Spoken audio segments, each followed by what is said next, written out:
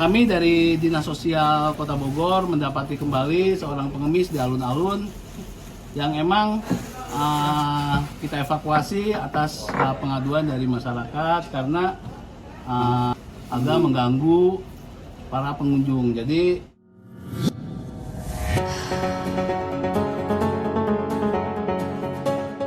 Kota Bogor nampaknya menjadi ladang yang basah bagi para pengemis mengumpulkan uang dengan cara meminta-minta di jalanan atau di lampu merah. Bahkan penghasilan dari para pengemis ini jumlahnya cukup fantastis.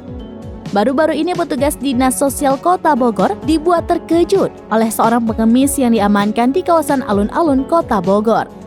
Saat diperiksa, pengemis tunawicara tersebut ternyata mempunyai uang 50 juta rupiah di balik celana 5 lapis yang ia pakai.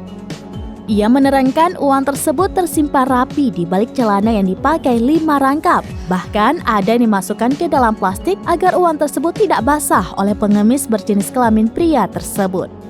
Pecahannya pun beragam, mulai dari pecahan 50 ribuan, 100 ribuan, hingga uang recehan 5 ribuan dan 10 ribuan. Menurutnya, uang tersebut diketahui saat pihaknya memandikan pengemis tersebut.